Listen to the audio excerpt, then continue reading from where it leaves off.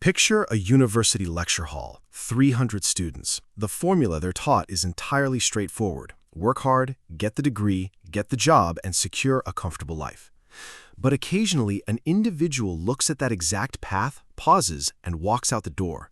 Not because they failed the exams or hated the process of learning. They simply observed the road everyone else was taking and saw a different calculation.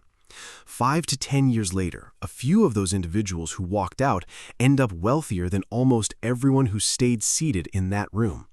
The traditional educational route provides a reliable, safe baseline for most people, but deliberately detouring off that path to pursue a specific obsession can sometimes trigger a completely disproportionate financial return. Take a computer science sophomore named Alex. While sitting in a lecture he already understands, he's quietly replying to clients for an advertising business he runs at night, already generating $6,000 a month. This diagram compares two completely different financial realities. College costs Alex about $30,000 a year out of pocket, but that completely ignores the $72,000 a year he forfeits by sitting in class instead of scaling his ad business. Over 4 years, his true cost is $120,000 in tuition, plus the $288,000 he loses by not working. As we watch this timeline extend into the future, the disadvantage only gets worse.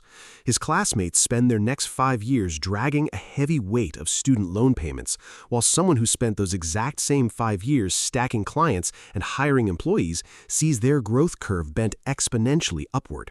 This is the literal definition of opportunity cost. The advertised price tag of a university degree tells you exactly what you pay in cash, but it entirely ignores the real-world wealth you lose by delaying your entry into the market. We need to be very clear about one thing. The sheer act of dropping out of school does not make a person rich. If you leave university to sit at home and play video games, you just go broke. The distinction lies in quitting into a demanding pursuit rather than running away from an uncomfortable one. Consider Maya. She left school on a gut feeling and spent 3 years building an agency that collapsed, losing money and eating rice, while her former roommate smoothly climbed the corporate ladder to mid-level management. This model illustrates two completely different psychological environments. The traditional career operates like the staircase on the left, steady, predictable, every step clearly visible. Building an enterprise from scratch looks like the incline on the right. You push the boulder and nothing happens. You push again, nothing. Then suddenly it rolls 2 inches and soon you're sprinting to keep up with the momentum. Capturing massive financial returns requires a high tolerance for delayed, unpredictable rewards. You have to endure years of pushing against the incline before the momentum finally kicks in. Traditional education excels at one specific function, teaching you how to succeed inside existing permission-based corporate structures. You pass the test, collect the credential, and wait for a hiring manager to approve your entry. The new digital economy operates on a separate set of rules. It rewards raw obsession, rapid public iteration, and the speed to adjust your strategy every single morning based on what worked yesterday. Historically, building a massive enterprise required millions of dollars, physical factories, and the explicit permission of authority figures. The internet leveled those barriers, allowing a teenager with a laptop to reach an audience of millions without asking a single gatekeeper for access. But studying the famous tech billionaires who left school creates a dangerous illusion called survivorship bias, where we only evaluate the winners and ignore the losers. For every individual who built an empire from their garage, there are dozens who walked away from their degree and quietly retreated back to their childhood bedrooms when the magic didn't materialize. We just don't film documentaries about them.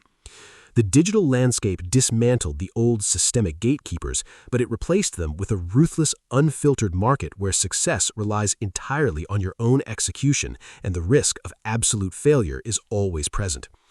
The individuals who actually survive this environment master something called just-in-time learning. Instead of memorizing theories they might use a decade later, they learn tax strategy on a Tuesday because they have a revenue problem to solve on a Wednesday. Because they test these solutions in public, their feedback loop is brutally fast. A public portfolio of real client results forces you to adapt instantly, far quicker than analyzing a 5-year-old case study in a classroom. Then there is the math of debt. Imagine Daniel paying half his monthly salary to a bank for student loans. His risk tolerance is absolute zero because he needs that paycheck. Compare that to Marcus, who left early with zero debt. If Marcus earns nothing this month, his downside is capped, leaving his upside completely open to take wild swings. Debt is borrowing against your future options.